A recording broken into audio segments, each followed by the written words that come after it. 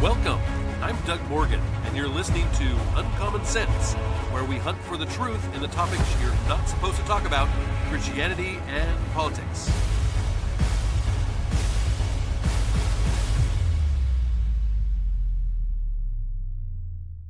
I learned an important lesson years ago while I was in charge of running a fundraiser for my church's youth group. I had run several fireworks tents, and this year was just no different. We set up the tent with tables and put the fireworks as high on the tables as possible, pyramids of all different shapes and sizes and colors and sounds. This year, though, we were a little off the main road, and we needed some sandwich signs to put out on the sidewalks to direct people to our tent. As I've stated on this podcast several times, God did not give me a lot of artistic skill. Stick figures are my friend. But lucky for me, one of the mothers in the church stepped up and said that she would paint all of the sandwich signs for us.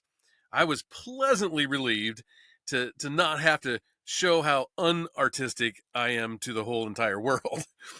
Well, the day came to open the tent, and right on time, this mother came rolling up with all the fireworks signs in the back of her car. And as she pulled out each one, I was amazed at how nice they looked. I mean, she had actually painted the background of each sign first, and then later went back and put the words and the direction arrows on them. They were beautiful, and the time and the care that she put into them, it really showed. These were signs we could use year after year. One of the signs really stood out among all the others to me, though. The background was an American flag, the stars and stripes. Because sandwich signs are normally taller than they are wide, this mom had turned the flag so it looked like it was, draping downward. In other words, the stripes were going vertically instead of horizontally.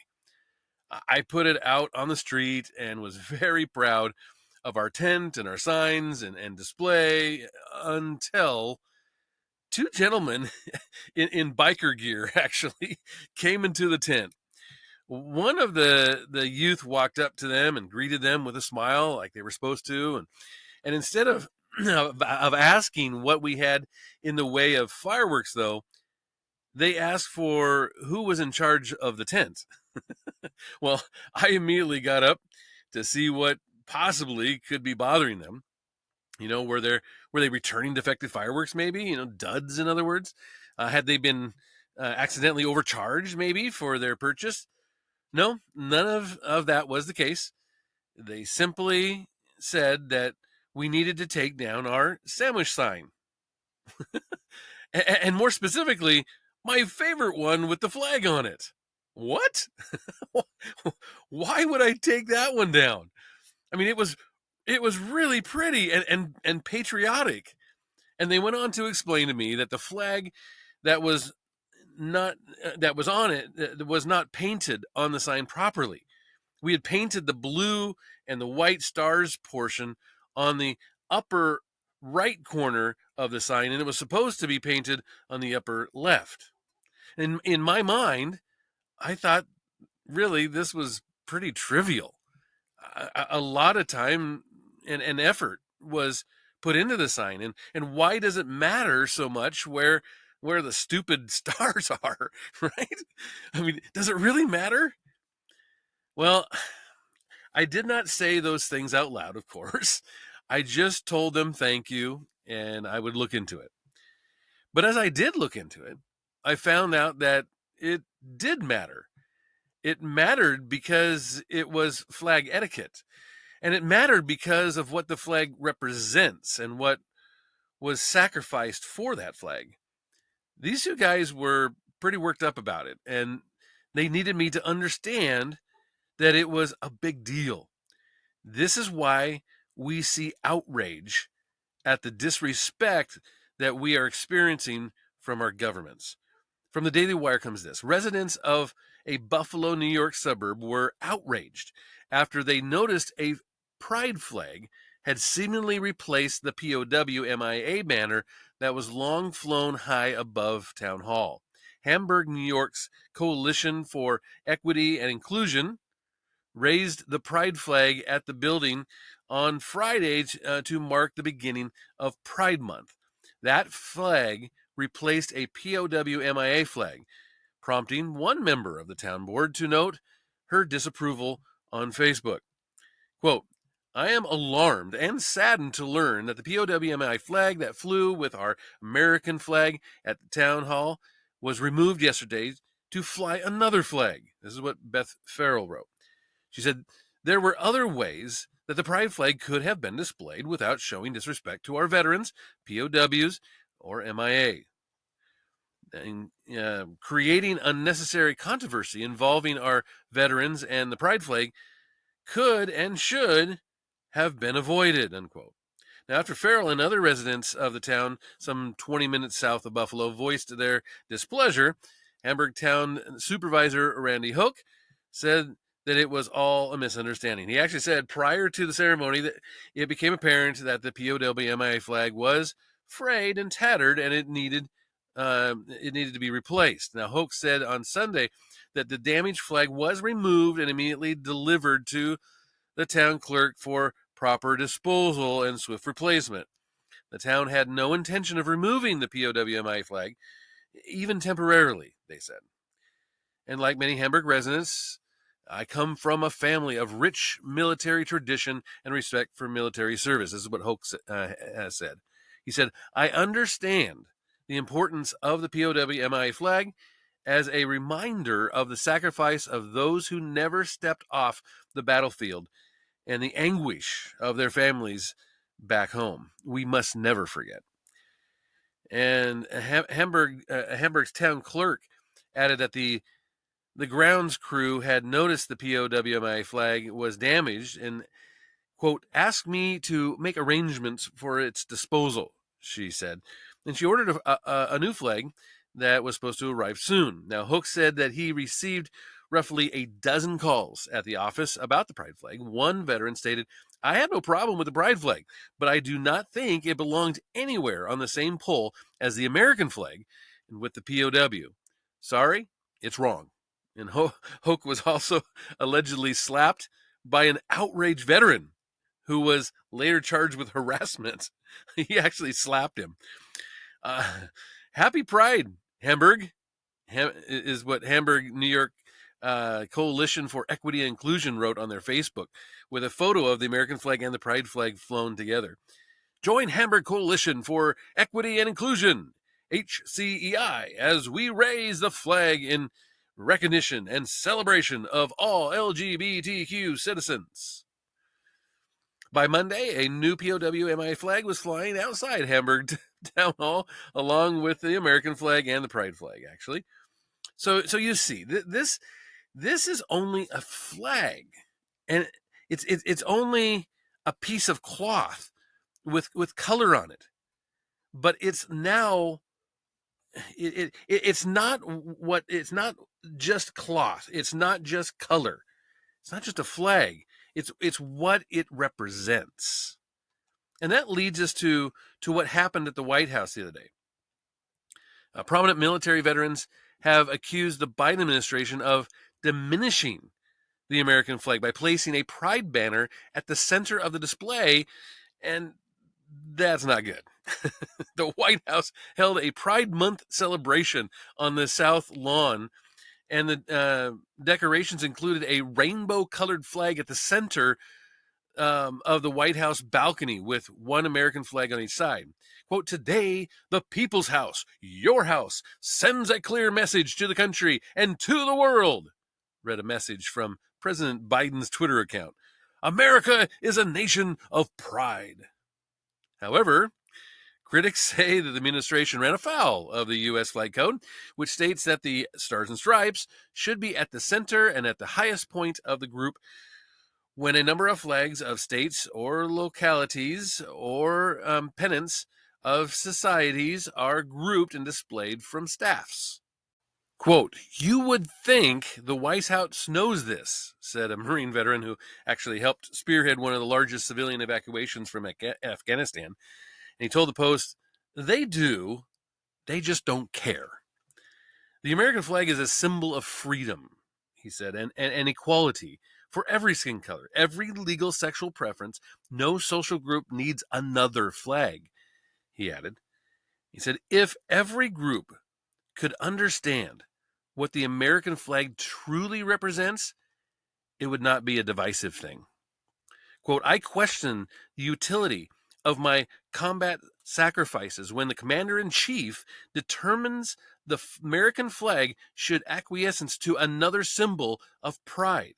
This is what Marine Lieutenant Colonel Stuart Scheller said, who was relieved of his duties in August of 2021 after calling out the botched withdrawal from Afghanistan. Quote, "Every veteran that has fought for this country and sacrificed so much is disgusted by the symbolism of the pride flag overtaking our nation's flag at the White House." This is what Victor Marx, a former Marine and founder of All Things Possible, which is a group that strives to aid those affected by trauma. Quote, "As a third-generation U.S. military veteran, it hurts my heart to see that the American flag, which has stood proudly for 246 years, has been relegated to second place." This is Mark Geis. He's a former Marine who was a member of the Annex security team that fought in Benghazi back in 2012 and founded Shadow Warriors Project. Quote, "The millions of Americans that have served under this flag and the hundreds of thousands of Americans that have given their last full measure to defend this flag have all been disrespected by this action." Representative Cory Mills, who's the Republican from Florida, said an Army veteran decried the debacle as shameful and contended that no flag should be flown at equal level to the American flag. Quote, "Our flag represents our American values, liberties, freedoms, and those who died to defend it. The administration has continued to desecrate and marginalize our nation's flag with complete disregard for our brave men and women who fought to protect it." Defenders of the Biden administration, there are some, countered that the flag atop the White House roof ensured compliance with the flag code because it was positioned higher than the pride flag. But no matter how the administration tries to spin it, this was an act of disrespect to our nation's flag. The stars and the stripes, they mean so much to so many. This is captured in the Star Spangled Banner, for instance. But how did we get these things that represent what we're all about here as a country? Well, the SmithsonianMag.com says that on a rainy September 13th, 1814, British warships sent a downpour of shells and rockets into Fort McHenry in Baltimore Harbor, relentlessly pounding the American fort for 25 hours.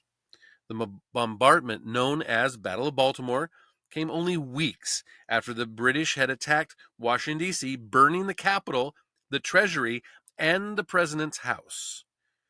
It was another chapter in the ongoing War of 1812. A week earlier, Francis Scott Key, a 35-year-old American lawyer, had boarded the flagship of the British fleet on the Chesapeake Bay in hopes of persuading the British to release a friend who had recently been arrested. Key's tactics were successful, but because he and his companions had gained knowledge of the impending attack on Baltimore, the British did not let him go. They allowed the Americans to return to their own vessel, but continued guarding them. Under their scrutiny, Key watched on September 13th as the barrage of Fort McHenry began 8 miles away. Quote, "It seemed as though Mother and Earth had opened Mother Earth had opened and was vomiting shot and shell in a sheet of fire and brimstone. He later wrote that that when the darkness arrived, that he saw only red erupting in the night sky. Given the scale of the attack, he was certain the British would win. The hours passed slowly, but in the clearing smoke of the dawn's early light, on September 14th, he saw the American flag, not the British Union Jack, flying over the fort, announcing the American victory. Key put his thoughts on paper, still on board the ship, of course, setting his words to the tune of a popular English song. His brother-in-law, commander of the militia at Fort McHenry, read Key's work and had it distributed under the name Defense of Fort McHenry. The Baltimore Patriot newspaper soon printed it, and within weeks, Key's poem, now called The Star-Spangled Banner, appeared in print across the country, immortalizing his words and forever naming the flag, celebrating it. Nearly 2 centuries later, the flag that inspired Key still survives, though fragile and worn by years. To preserve his American icon, experts at the National Museum of American History completed an 8-year conservation treatment. The Star-Spangled Banner is a symbol of American history that ranks with the Statue of Liberty and the Charters of Freedom, says Brent D. Glass, the museum's director. Quote, in the fact that it has been entrusted to the National Museum of American History is an honor. Started in 1996, the Star-Spangled Banner Preservation Project, which includes the flag's conservation and the creation of its new display in the renovated museum, was planned with the help of historians, conservators, curators, engineers, and organic scientists. With the constitution of the conservation lab completed, the construction of that completed in 1999, conservators began their work. Over the next several years, they clipped, get this, 1.7 million stitches from the flag to remove a linen backing that had been added in 1914. They lifted debris from the flag using dry cosmetic sponges and brushed it with an acetone water mixture to remove soil embedded in the fibers. And finally, they added a sheer polyester backing to help support the flag. Quote, our goal was to extend the flag's usable lifetime. This is from Susan Cross, who's the curator of the project. The intent was never to make the flag look as it did when it first flew over Fort McHenry, she said. We didn't want to change any of the history written on the artifact by stains and soil. These marks tell the flag's story. The Star-Spangled Banner resonated with people in different ways and for different reasons. Kathleen Kendrick, the curator of the Star-Spangled Banner Preservation Project, said, it's exciting to realize that you're looking at the very same flag that Francis Scott Key saw on that September morning in 1814. But the Star-Spangled Banner is more than an artifact. It's also a national symbol. It invokes powerful emotions and the ideas about what it means to be an American. The Star-Spangled Banner's history starts not with Francis Scott Key, but a year earlier with Major George Armistead, who was the commander of Fort McHenry. Knowing that his fort was likely to be a British target, Armistead told the commander of Baltimore defenses in July of 1813 that he needed a flag, a big one. Quote, we, sir, are ready at Fort McHenry to defend Baltimore against invading by the enemy, except that we have no suitable ensign to display over the Star Fort. And it is my desire to have a flag so large that the British will have no difficulty seeing it from a distance. Armistead soon hired a 29-year-old widow, and a professional flag maker, Mary Young Pickersgill, of Baltimore, Maryland, and to make the garrison flag measuring, get this, 30 by 42 feet with 15 stars and 15 stripes, each star and stripe representing a state. A large flag, but not one that's not unusual for its time. Over the next 6 weeks, Mary, her daughter, three of Mary's nieces, a 13-year-old indentured servant, and possibly Mary's mother, Rebecca Young, worked 10-hour days sewing the flag using 300 yards of English wool bunting. They made the stars measuring 2 feet in diameter. They made them from cotton, a luxury course at the time. Initially, they worked from Mary's home. Now, actually, it's a private museum known as the Flag House. But as their work progressed, they needed more room and had to move to the Claggett's Brewery across the street. On August 16th, 1813, the flag was delivered to Fort McHenry. For making the Stars and Stripes banner, Mary was paid $405.90. She received another $168.54 for sewing a smaller 17 by 25 foot storm flag, likely actually using the same design. And it was this storm flag, not the garrison flag, now known as the Star Spangled Banner, which actually flew during the battle. The garrison flag, according to eyewitness accounts, wasn't raised until the morning. So what happened after the Battle of Baltimore? Well, Armistead remained in command of Fort McHenry for the rest of his life, actually. Historians are not sure how the Armistead family came in possession of the flag, but upon Armistead's death in 1818, his wife, Louisa, inherited it, and it was she who is thought to have sewn the red upside-down V on the flag. Beginning the stitches with the letter A, she is also thought to have begun a tradition of giving pieces of the flag away to honor her husband's memory, as well as the memories of the soldiers who defended the fort under his command. When Louisa died in 1861, she passed the flag down to her daughter, Georgina Armistead Appleton, over the legal objections, actually, of her son, believe it or not. Georgina was the only child born at the fort, and she was named after her father. But what about the missing pieces? In 1873, Georgina loaned the flag to George Preble, a flag historian who until that time had thought that the flag was lost.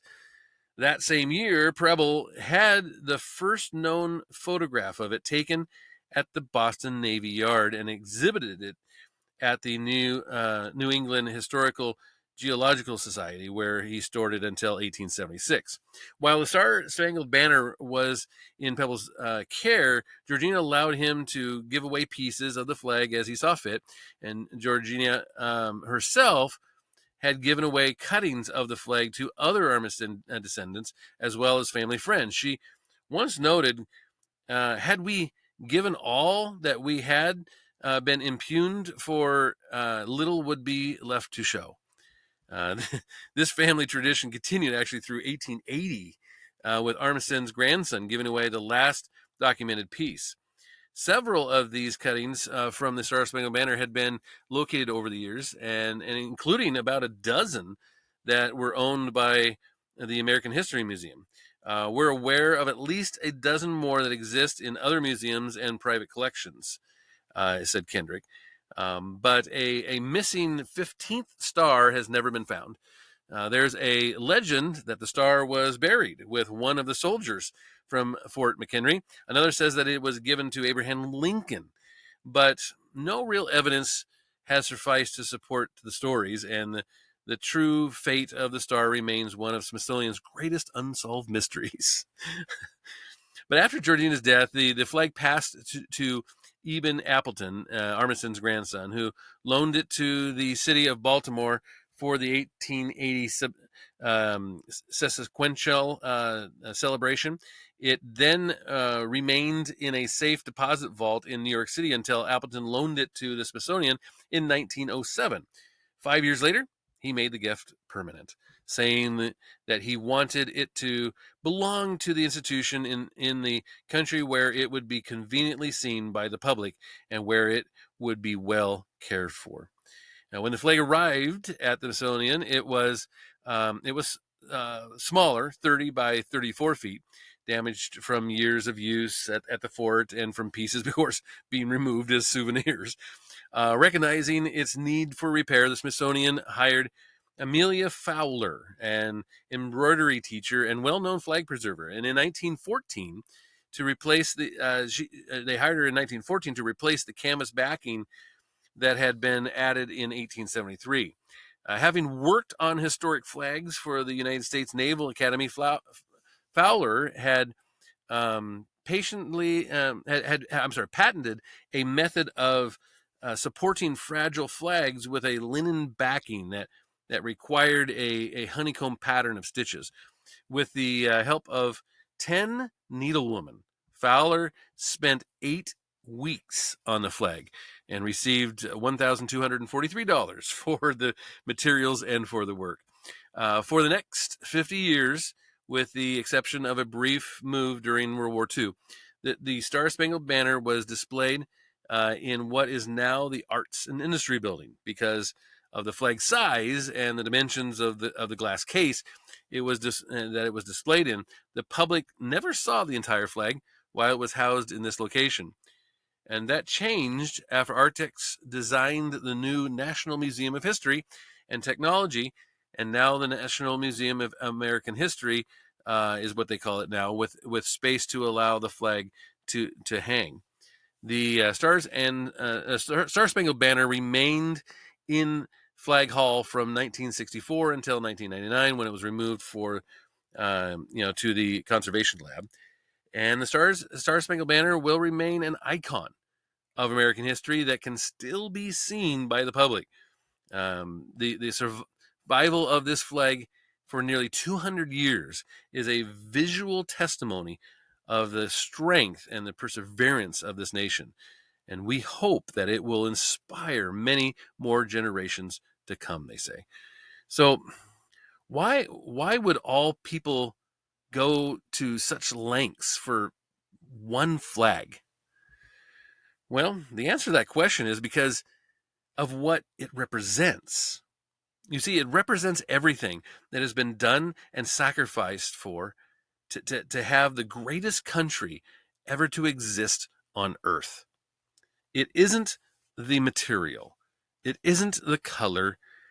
It is what it represents. It represents this country. So when we have an administration, in this case, that absolutely runs roughshod over what it represents, of course they're doing it with their policies. Of course they're doing it with what they say. Of course they're all of these things. And here is a visual of what is happening. They're supplanting the American flag here, literally and physically, with a pride flag. And this is unacceptable because the American flag stands for something. It represents something. It represents the sacrifices. It represents this country, which is the very greatest country that has ever existed on the face of the earth. And we have this flag that represents that for a reason.